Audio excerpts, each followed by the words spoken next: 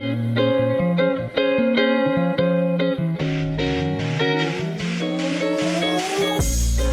is definitely my honor today to have this incredible guest, and that is none other than Ken Miller. He is going to tell you more about himself, but I just want to say welcome to the Power Transformation Podcast, Ken. Well, thank you. I'm looking forward to it.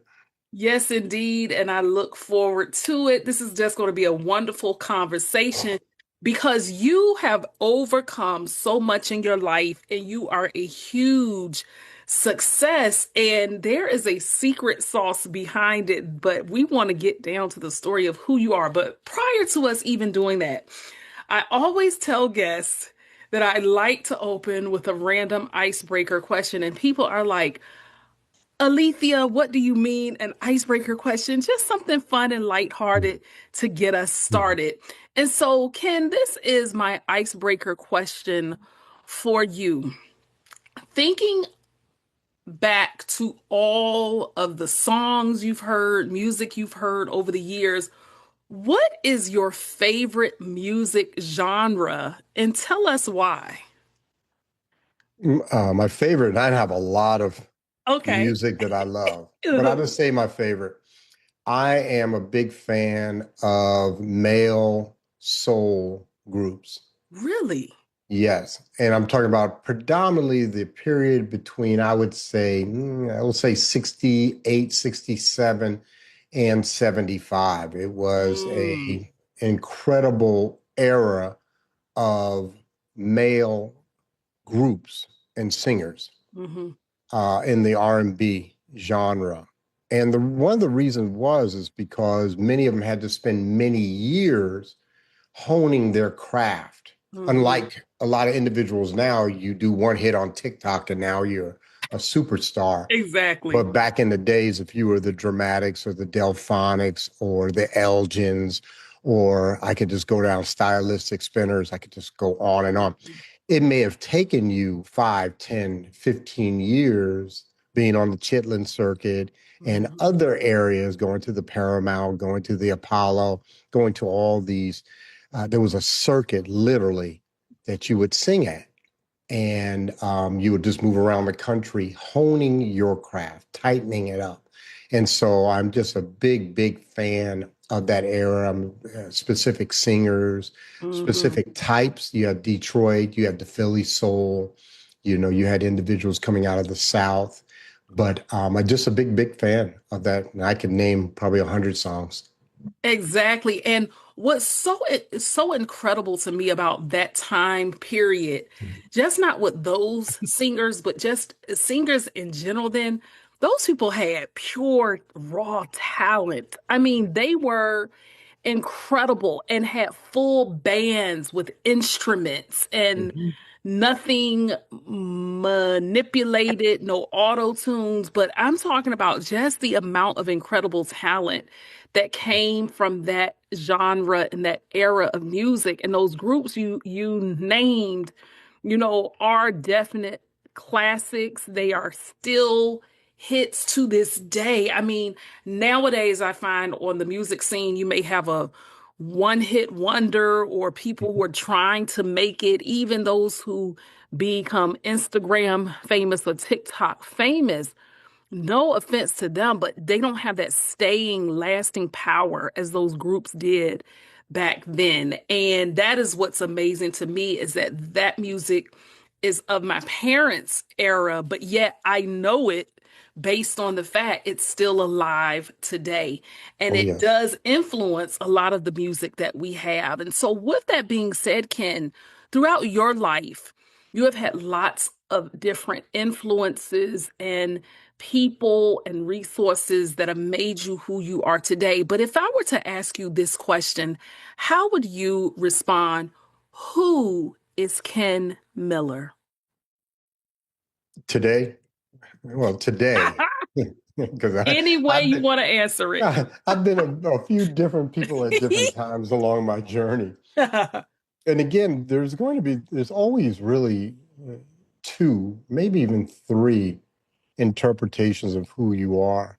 hmm There's one interpretation of the external world. How does the world see you? To some people, I'm an ex-con. To Mm, some people, an ex-husband. To some mm, people, I am an ex-offender. I am an ex-drug addict, whatever I may be, or they may still just label me as a drug addict, even though I haven't taken drugs in 21 years. mhm, But today, and the way I label myself, I am a kind and gentle man. mm, That's who I am. I'm just a 63-year-old black male, biracial, mixed heritage that is a kind and gentle man. And I couldn't even internalize that or express that in my 30s and 20s and mhm. 40s when I was doing a lot of my dirt on the streets. Wow. That's a powerful answer, and it's beautiful, and it shows the way that we as humans are not just, static beings, but we flow and we move and we Mhm. operate, and there are different interpretations as to who we are. And just to how you describe yourself, Ken, your story is absolutely amazing because you have overcome so much in your life and have built this incredible person and life that you have today.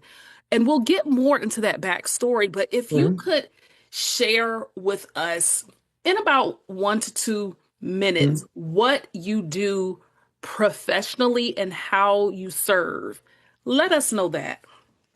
Well, professionally, I'm a business owner. That's probably the best way. I'm an entrepreneur and Mhm, business owner. So I have 5 businesses that are what we would call revenue streams, profitable.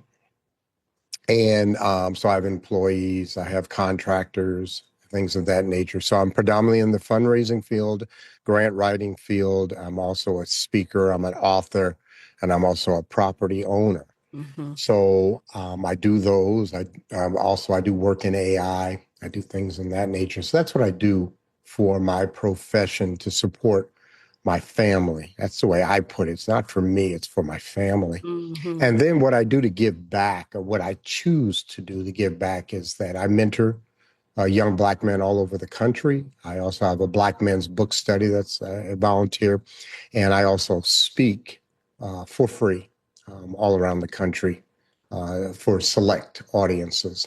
mhm. And one of the books that you have written Mhm. has such a significant title, and it is Becoming Ken.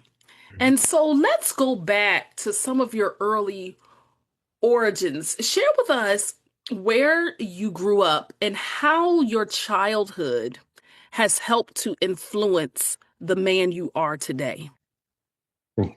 So my childhood, my earliest memories are three and probably three. Mhm, I was living in Long Island. Long Island is a part of New York. It's literally the island that is connected to the bottom portion of New York. And so I was living out there in a small town called Amityville. I spent a mhm, lot of time there.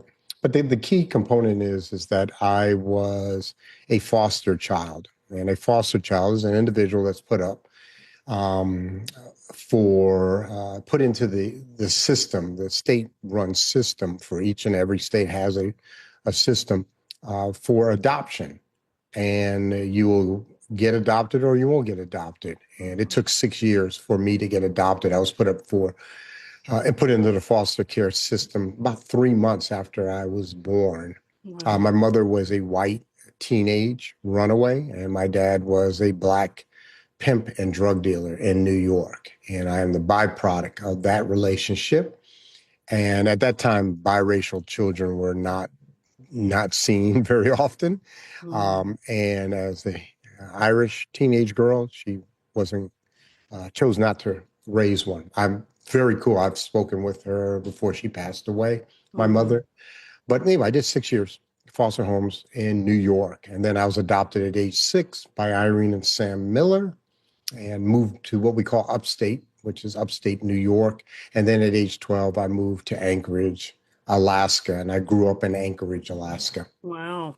Was your father military by chance? What took you all to Anchorage? That is Oh, I so thought you took. random I thought to you was go. talking about. I thought you was talking about the pimp and drug deal. No, no, I no. said, no, he Father, wasn't look, military. I'm no, I am giving homage to the man that adopted you. So I can distinguish and say adoptive father if you want. No, no, no. I'm not talking let about me the let me pimp. let me say this. My adoptive father was a gentleman named Sam Miller, Hmm. Samuel Irving Miller, and the best way to put it, he didn't adopt me. My Oh, mother adopted me. I got you. Okay. My father had been married formerly, had Hmm. 2 children. He'd been there, done that.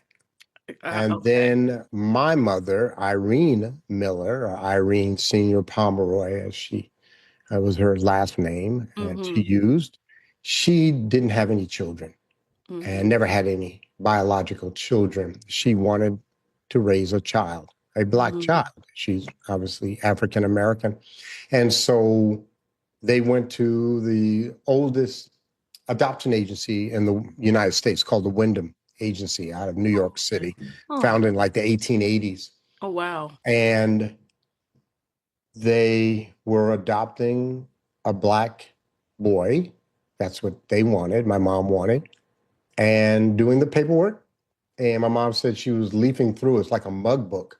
It's just a book full of headshots Mm. of children, male and female. And she said she saw my picture and she said, "Stop the press. I want this one.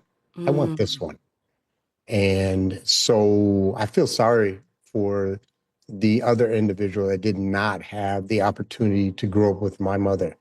'Cause my mother was one of the finest human beings, if not the finest human being I've ever Mm. met. And I'm Wow. being very honest Yes. and being very truthful. And I've heard that from other people too. It's not just Hmm. me who have said that. So anyway, she adopted me, and my father went along. And incredible. This was 1967, and it was $1,800. Do you know how much $1,800 was in That's a lot. 1967? It's Yes. ridiculous. Yeah, that's a And you lot. wonder why, because there's Mhm. hundreds of children that don't get adopted. They Exactly. remain in the system. Because Hmm. foster care just means that you travel around, spend a couple months with one foster parent, and then you go to another foster parent. Hmm. And I remember a bunch of them. So I wanted a mother so badly. I knew I did not have a mother. I knew I was a foster child, and I wanted one so badly. But when I was adopted at age 6, I was in first grade. I couldn't read. I couldn't Mm. write. I couldn't tell time. I couldn't even tie my shoes because the foster parents weren't teaching me these things. And so that first summer when I got adopted, my mom taught me how to read, and I fell in Wow. love with reading, fell in Mm. love with reading, and fell in love with her kindness and, what we call, this love that doesn't have any boundaries. Hmm. And then there was my father. Mm. I understand. Okay. And so born on Long Island, as a matter of fact, just a couple of weeks ago, I was in Farmingdale. So Mhm, small world, but Long Island, and then spent part of your life up until 12 in mhm, upstate, and then you mhm. end up going to Anchorage. What took your family out there to Anchorage, Alaska? It was a couple things. So my mother was a nurse, Oh. but she was a nurse in nursing schools. She ran schools of nursing. This is a black woman who's the Mm. dean of nursing schools. And in the mid 70s, nursing was like really at its nadir. It was at its lowest point. I'm talking about respect and or growth. Hmm. And this is in the early 70s. Was a lot of change. There was no advanced practitioners, any of that. That was not even a part of nursing back in Mm. those days. So my mom ran a school of nursing. They were closing down the school of nursing Oh, because nobody wanted nurses or didn't have, wow. which nowadays that's unheard of. Their nurses Exactly. are so, you can't get into some of the nursing schools. And I Mm. am very familiar with this too. So anyway, they're closing down her school of nursing.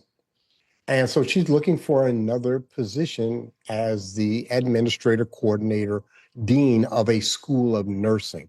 My mom had advanced degrees from Columbia Teachers College. So she's looking and she wanted to go somewhere warm. So we applied for the Panama Canal Zone. I'll never forget that. And I thought, man, this is going to be cool. I'm 12 years old. Uh-huh. And then there was a little ad in the American Journal of Nursing, AJN, in the back. That's where they had the one ads. And they said Anchorage, and she, as a joke, I remember she showed it to me. We Yeah.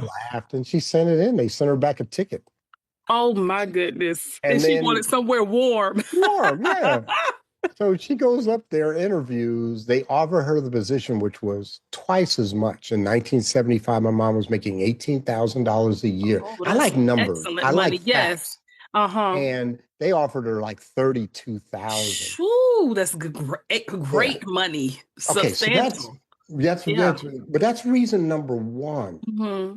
But the really one of the most important reasons we left New York was to get away from my father. Ah. My father was an alcoholic. He was a violent alcoholic. Hmm. And the violence was perpetrated on me and not on my mother, on me. Until he shot my mom, he didn't ever physically hurt my mother until he shot her. Oh But my that was goodness. years later. We'll get to that. Hmm. But anyway, he was very, very bad to me. And so we would hide out. And in 1975, September, we were hiding out when she got the offer. And so maybe she didn't want to go somewhere, cold, but the pay was good. Plus, it got us away from my father. So Hmm. about as far away as we could get. We didn't tell him where we Yeah. were. And so we moved to Anchorage, Alaska. I was so happy. I can't, Hmm. one of the happiest times of my whole life was Hmm. age 12 and getting away from my father. That is absolutely incredible, Ken. And it makes me think about the fact, knowing how ambitious and successful your mom was, thinking about who you are as a business owner, entrepreneur, what traits as a child or in your adolescence or youth did you have then that are a direct correlation to the entrepreneur that you are now, or did those skills come later? Some of them were then. So let me just, I'm not even, the term I'm not going to say is correct you. My mother was not ambitious. There is not Ah, a single ambitious bone in her body. She was not one of even the, with the nursing. Interesting. no, ambition wouldn't be the term. She wanted to be the best she could be. She wanted to Hmm. provide for me, and her family. It Hmm. was me. But ambition, never. I mean, there was things I that she turned understand. I down. can Yeah. respect that. Yeah. Yeah. And Okay. but I am. So Uh-huh. don't get Yes. it Uh-huh. twisted. Mm-hmm. Yeah, because So and yeah. thank you for that Okay. correction because ambitious would be her always attempting to Hmm. go after that next Right. position or that And goal. those were I offered got to you. her, and she Hmm. wouldn't do it for Understood. different reasons Mm-hmm. because that's not, and she was never about money, never, never. Mm-hmm. Um, anyway, so but I had some skill sets that did well, and some of them were defense mechanisms. So I had a lot of defense mechanisms as a child to protect me from my father, Mm. predominantly to protect me from my father. So order was one. I was very ordered as a child. You'd come in my room and it was immaculate Wow.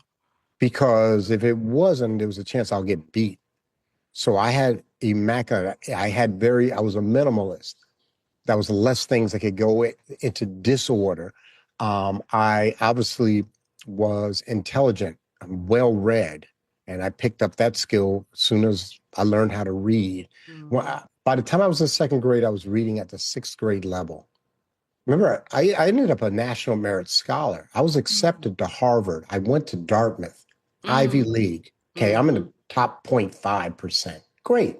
You know, I think I burned off a lot of those brain cells over the years, but I was smart at one point. I was a Yeah. smart kid. But Yeah. anyway, I had these skills. Also, I could work hard. I learned how to work and I understand. And I didn't know at the time, but I also learned how to grind.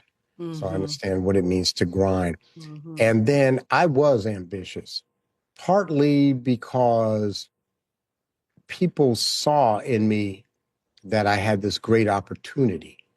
And so things were put in front of me that give me opportunity to shine. And many times I did shine. Plus, I just always wanted the accolade from my father, which rarely, if ever, I got, but I Mm-hmm. still wanted it. And I wanted it from my mom. I want to make her quote unquote proud, but I just wanted them, that unconditional love. I just want to continue getting that. And one of Mm-hmm. the ways was to accomplish. And so I did a lot in my high school years and college. Wow. Thank you for sharing that. And what I want to kind of pivot to and shift Mhm. to now is the fact that this theme in your life of overcoming continues to resonate and appear throughout. And when we first talked, even prior to this, one of the areas that you have become kin is how you speak to truth and how the way that you speak truth affects people. And a part of that truth came from your own internal navigation and challenges with your relationship with God. Talk to us about how you had to really overcome having what you said, and I quote, an adverse relationship with God. And how did that affect your path moving forward in life? So I had an adverse relationship with self and God. Mm, I literally would talk to myself internally. It's self-talk yes. very negatively. We used to have a term on the street called the judge, jury, and executioner. Before we get there, let us want the listener understand what happened. Mm-hmm. I go to college. I'm broken when I go to college because I'd come off of a lot of violence in my high school years with my father. I hid out the last 3, 4 months of my high school senior year. I'm hiding out with my mother Wow. so my father can't find me and potentially kill me. Okay. So I go off to college. I'm broken. I'm 17. I'm confused. I didn't know who I was, what I was. I didn't know if I was black, white, gay, hetero, Christian, non Christian. I didn't know what I was. Okay. So I go off into this new environment. I struggle. I get introduced to alcohol and drugs. I'm an alcoholic, full blown, within 2 months of my first drink in Ooh. college as a freshman. I mean, full blown. I can't control the amount to this day, even though I just celebrated 21 years clean and sober in Congratulations. September. Yes. Thank you. But let's go with this adversarial relationship with God and self. And what that means is the best way I can describe it, I've described it before. What I made a decision is that I was God. I am God. Mm, Okay. The paramount sin in the Bible and the Christian religion is the sin of pride. And the reason it's the paramount sin, it means that I am a God unto thyself. That's what mhm, pride is. Because pride says I don't have to adhere to, I don't have to be constrained by God's laws, mhm, okay, or God's will. Therefore, I will create my own reality, my own truth, and I will play God. Okay. So we know God's truth is we won't do any of the seven deadly sins or any of the things that will blaspheme God, whatever it may be. But mhm, because I'm God, I make my own rules. Unfortunately, that's not truth, even though we may believe it is. If I go to the 17th floor of a building and mhm. I turn to the group behind me and say, hey, check this out. Watch me fly because I'm on drugs. Uh-huh. I can't fly. That's not a truth. Now, my perception, that is reality. I can fly. But God's truth, God's law, is that there's a thing called gravity, and gravity That's works. right. Okay. So here I am playing God. Why did I play God? For a few reasons. One, I wasn't exposed to the church growing up. Okay. I was exposed to what is called Friends, Society Hmm. of Friends. They're known as Yes. Quakers. Quakers. I was Hmm. upstate New York. Hmm. They're common there, but we would go to church maybe once every 4 months, twice a year, something like that. So I just never was exposed to the Bible or church.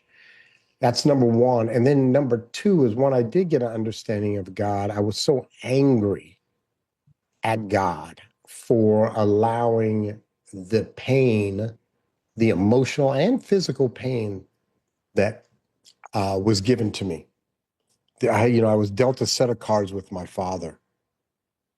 In those cards came to fruition, and a lot of them, turned up that they were very painful.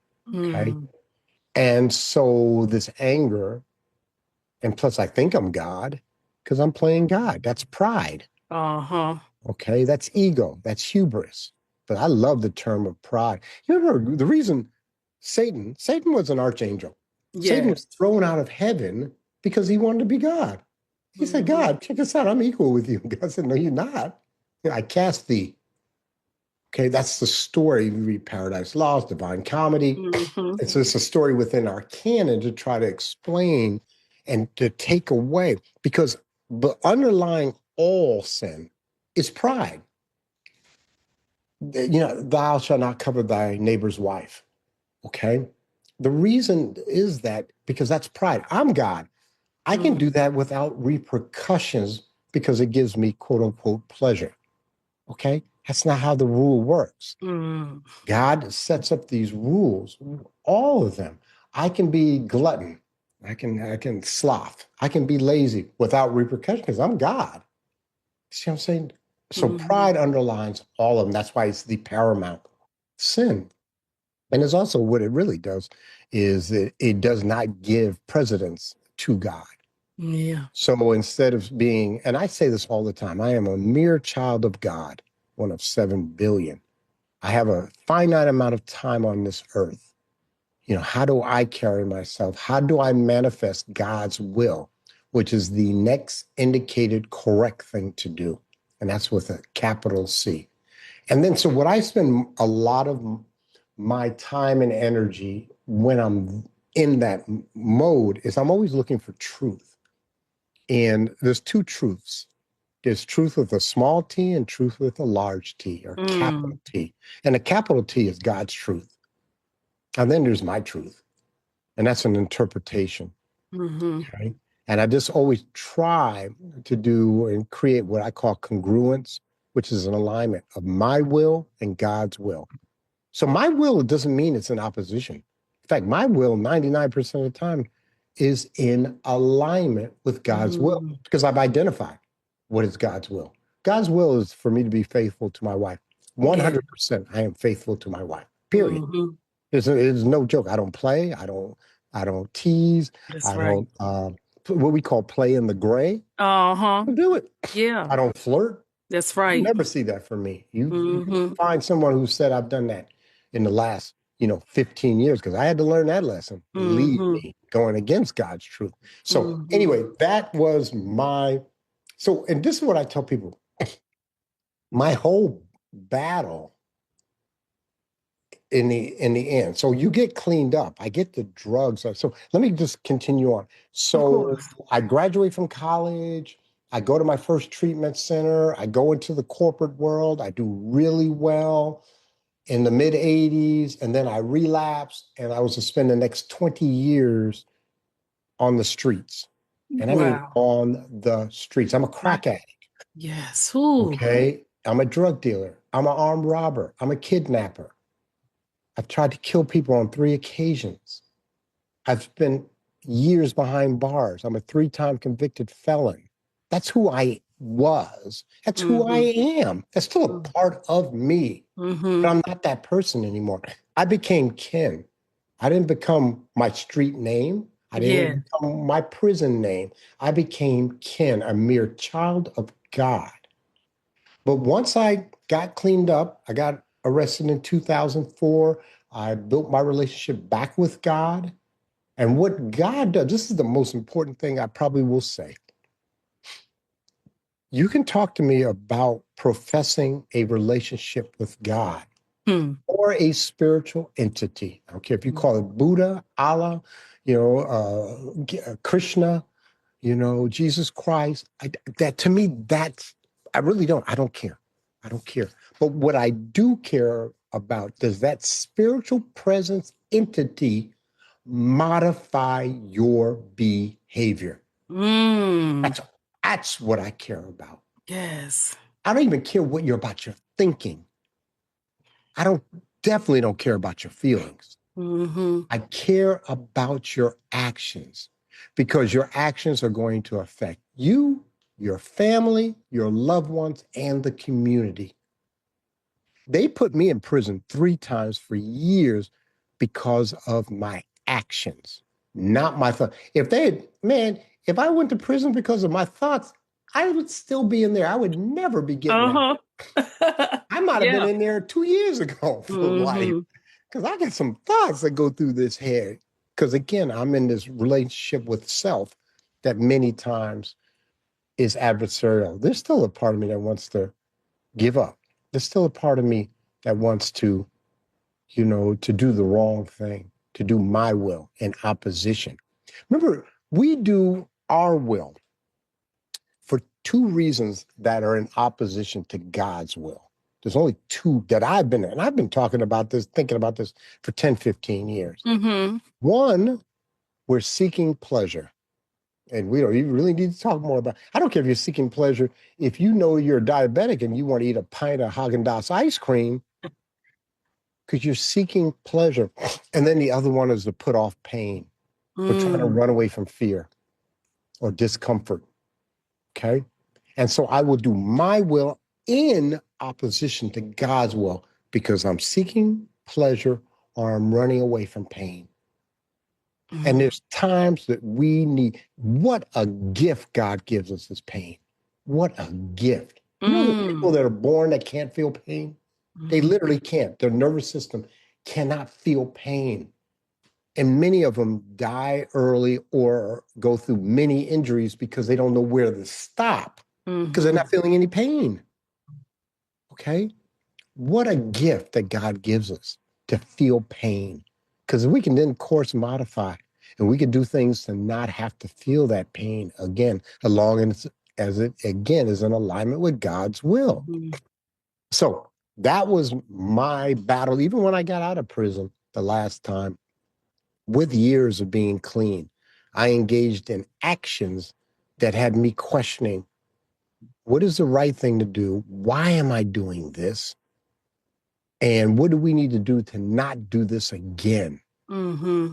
And so that's what I use, God's yield. That's what I use prayer for. That's the only thing I pray for.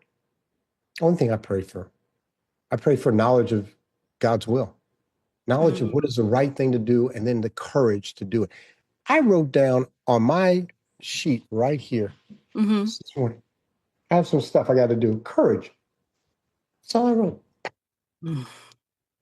Because I have some things I got to walk through today. I have a friend of mine who is dying, My and I got goodness. to deal with that. And I use the word transitions.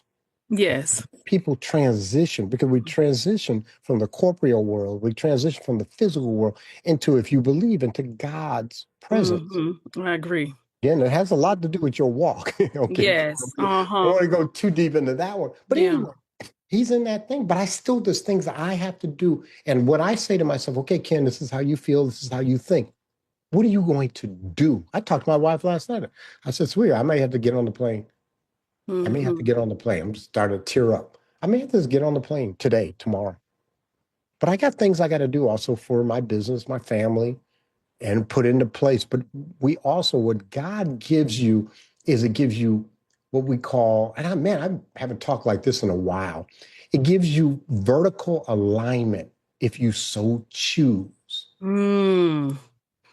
And what is vertical alignment? Vertical alignment is how do you make decisions? Mm-hmm. How do and it's the vertical, so it's up Yeah. and down, Uh-huh. not Exactly. horizontal.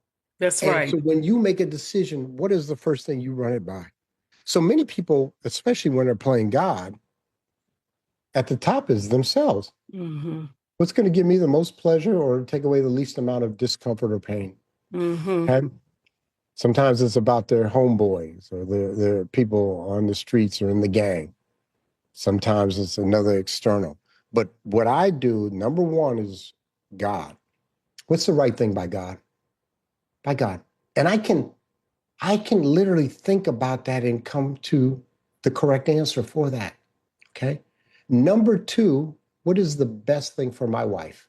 Mm. Period. Then there's a big space. Yes. The other family members, friends, usually it goes other family members, close family members, maybe longer family members, good friends. And then I'm down there like six, seven. Mm. It used to be me, homeboys, my street people, Mm-hmm. maybe the judge down there somewhere, but he was down low. You see what I'm saying? So that's vertical alignment. And the key, and I teach this. When I say I teach, I do a lot of workshops. I do a lot of one-on-one. I've been mentoring for 15 years. I work with men, some with doctorates all over the country. And I do it for free because I know what it's like to be a black man without a black male role model. I Oh, know that. I know that. wow. And that's one of the reasons why I'm on this podcast is so I can reach and talk to more people, scale my message because I have a good message. Mm-hmm. And I also have the results of that message. If you want accoutrements of success, I got it. I'm in a $1.1 million home. I have a 6-bedroom home in Ecuador also. Mm-hmm. I have a condo in Ecuador. I got my house up here. I got the cars. And they're not even toys because I'm not a toy person. I got a beautiful wife. I got grandkids. I got stepkids. I Mm-hmm. have respect of others and of self. I have a relationship with God that modifies my behavior and actions. I am so grateful. I'm clean. I'm sober. My Yes. health is well. Yes. I love me. Mm-hmm. I'll tell you, I love me. Yes. Yes. Okay. There's times I'm like, dang, Ken, I had a tough day the other day. Why, I said, I had this situation with my relative that's, you know, not doing well. And I told my wife, I said, can I get you anything? I said, yeah, get me a pint of Haagen-Dazs ice cream, butter pecan. I don't beat myself up. 'Cause I used to do that when I was Mm-hmm. depressed or down. And so I sat down with her and the grandkid, and we watched a movie. Yeah. And I ate some Haagen-Dazs ice cream. Went to bed, and I was up at 4 o'clock this morning. Couldn't wait to get started. Couldn't wait to get on this podcast. That is absolutely just everything that you said flowed so well and perfectly, and it made such sense because thinking about the fact of how God has been with you every step of the way, Mm. even when you couldn't see it necessarily.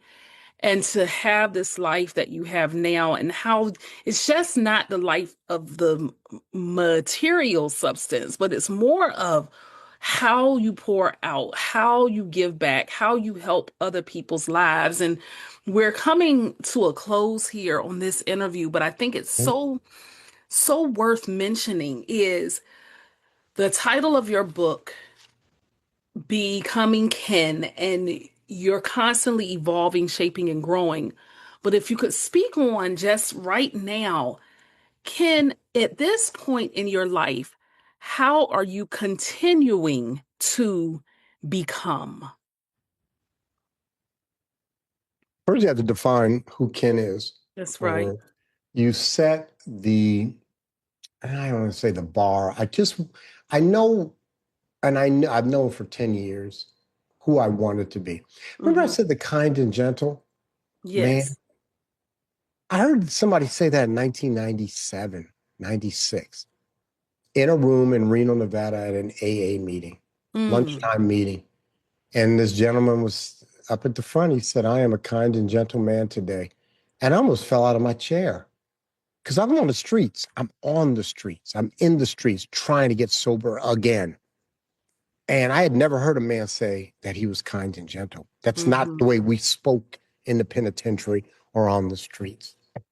And I said, I want to be that one day. Man, I want to be able to say that. And I've been saying it now for years. I'm talking about, Hmm. at least 5 years. And so I'm comfortable. But I want to speak to something that you brought up about this constantly evolving and growing. I'm not. I'll How tell you, this so? is, I'll tell you. Uh, So it's listen, it's Lethea. Alethea, Lethea. my Hmm. apologies. That's okay. Alethea, Hmm. I'm not. And what I mean by that, remember you said I wanted to come on here and speak the truth. Hmm. My truth is I'm well. I'm well. I'm well. And I want the listener to understand that too. I Hmm. am well. Well, what does that mean? That means I'm competent to life. I am Hmm. comfortable with my walk. I am comfortable with my relationship with others and God and self. And because I am well, I'm not spending a lot of time working on Ken. Hmm. And what that allows me to do, because I'll explain why that's important for me, and I Hmm. also want the listeners to hear that, is that it allows me to give out because I'm not working in. I Hmm. spent years working on me. I know people who have been sober and clean and or didn't even have a drug problem who are still working on themselves 20, 25 years. And they're like, oh, I'm working on this, I'm working on that. And I'm like to myself, why don't you work on giving out instead of working in? Get to This is another term I use. I'm good with good. I'm good with good. I don't need to be great. And I'm not Hmm. great. That's I think one of the, I'm not gonna say disservice, it's a good to great series of books by Colin. Hmm. Hmm. Yeah. And I'm going to write a book called I'm Good with Good because you only have so much capacity, time, and money to do. And I'd rather take my capacity because, again, I have all the examples and all the proof that I do life well Hmm. from external world, physical world, and how I talk to myself. I'm cool and how God and I communicate. So Hmm. now let me do the Black Men's Book Club. Let me work with 12 men all over the country, at one point 28. Let me do whatever else I do within church or within family Hmm. because I'm not sitting there reading a self-help book every day. I'm not Ah. on podcasts or looking at different things on YouTube to get better. I'm Hmm. cool with Ken. I'm really cool. So I really wanted to get you to understand. So I don't, you say I evolved. I am who I am. There are Hmm. experiences. I've gone through deaths of two mothers and a wife. Yeah. I can do death. I'm gonna do the next death. I told my wife, we got some coming up in 26. You know that. She said, yeah, I know. Because we have that generation ahead of us. Right? Hmm. I'm cool with that, but I deal with it. I'll be still gonna be sad. I almost cried earlier thinking about my Hmm. cuz. Okay. But the key thing is because I am well to life, I can give out. That's all I'm trying to say on that. So evolving, I am who I am today. I'm a child of God and I'm very, very comfortable where I am. I don't Hmm. I don't spend a lot of time doing self-help or trying to Hmm. get better. I'm good with good and I'm good. You know what? I respect that answer. And Mhm. to be quite frank, nobody has ever, I've never heard anybody say that. I Because haven't either. especially in this world, yeah, especially in this realm, especially with entrepreneurship, it's Mhm. all about personal development and growth and all of that. But thinking about your history and your life, Mhm. I can definitely, although it's not my experience, I can definitely understand how you would come to that conclusion of being good with good. And I will challenge you, yes, make time to write that book because it is definitely a concept that I haven't come across. And it's interesting because I think that when I think of it in terms of evolving and growing, it's more so for me, I can't speak for everyone else. For me, it's more on, yes, how to pour back into me. I'm comfortable in the skin I am and with me being me, but the way that I think of it is more so, what am I pouring inside of me that is going to help me continue to be or achieve or to get where I want to be. And hearing you, you're right. You've put in the work, Mm-hmm. still do, but you are at that place in that space where it's like, hey, I'm good. You have these revenue streams coming in. You have, a family that you're pouring into. I get it. I totally get it. And I thank you for that because I don't ever hear people saying that. And it's like another level of just not contentment, but it's another level of just peace. It's another level Mm-hmm. of everything. Like I have peace, joy, and contentment, but there's still things that I'm striving towards and striving for. And I thank you. Yeah, that was deep, and I'm glad that you answered it like that. Ken, let me ask you this. If Mm-hmm. people want to learn more about you and your journey and definitely want to get your book you, etc., tell us how people can contact you or find you. Yeah, LinkedIn. I'm Okay. Ken Miller 84 Mhm. is my handle on LinkedIn. You can also email me at ken@kenmillerspeaks.com. And also, you can go to my Instagram, Facebook, X. I have Mhm. all the different sites. Just look up Ken Miller, speaker or Ken Miller. A lot of Mhm. times I'm under, Ken Miller with the word resilience Mhm. because I Yes. speak to that. That's my keynote when I Uh-huh. do keynote speaking. I Yes. speak to that. And my thing is, I communicate with everybody. If you send me a message, I will Uh-huh. communicate with you. I don't have a Indeed. staff member, even though I have a staff member that does my social media Uh-huh. posts, but I communicate all the ones that communicate with me. And I That's would love true. to speak. That's the thing I love to do is speak Mhm. and then like, we really just communicate. And it's always going to be a lot of fun when I do it. You'll see, and in person. I just have a Indeed. ball. Yes. Yes. And I will have your info in the show notes Mhm. as well. And so as we come to a close here, I do have a closing question for you. Mhm. And it's very interesting you would bring up this idea of resiliency. And so, Mhm. Ken, share with us what resilience means to you and how a person can implement one practical tool or tip to get them to be more resilient in their life. Okay, so resilience, one of the cliches we use, and I'm not a big fan of cliches, is to come back from the setback. That's not Mhm. original to me.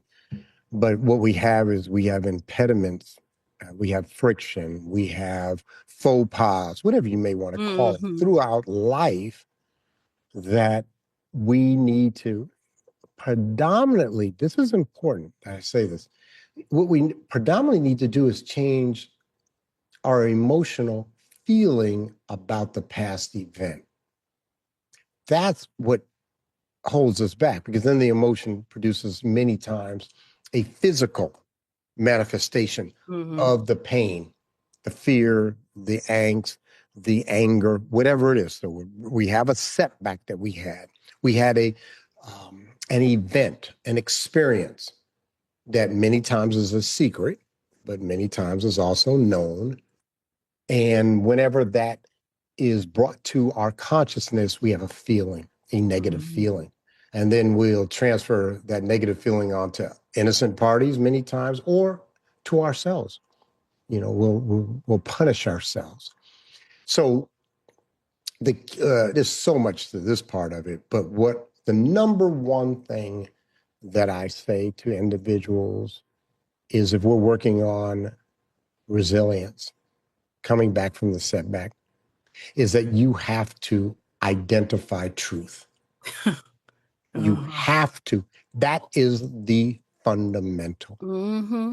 You've got to go into those rooms, Mm-hmm. turn on the light, let the sunlight of the Spirit, let God manifest through you and with you, turn that light on and look at that set piece that's in that room. Yes. What really happened? Mm-hmm. What was your part? What did you feel? And how is this manifesting today whenever you bring up that thought or someone triggers that experience, triggers that memory? Mm-hmm. Because remember, a setback is always in the past. You can't have a Mm-hmm. future setback. We're always That's talking right. about the past and how do we deal with the past. So a predominant thing that I talk about is secrets and the power of the negative secret. And how do we shine the light on that secret and take away its power? And one of Mm. the things we got to do is take away it being a secret. Yeah. And I'm not talking about talk to me, but there are people who are either professionals and or people, a trusted advisor, Mm-hmm. clergyman, a counselor, a psychiatrist, psychologist, worker, therapist, whatever that may be, take away the power of that secret. Thank you for tuning in to this episode of the Power Transformation Podcast. If you enjoyed this episode, be sure to follow or subscribe, leave a 5-star rating, and write a review. It helps us inspire even more listeners. And don't keep it to yourself. Share it with someone who could use a little power in their transformation. Until next time, keep bouncing back, keep rising, and be good to yourself and to others.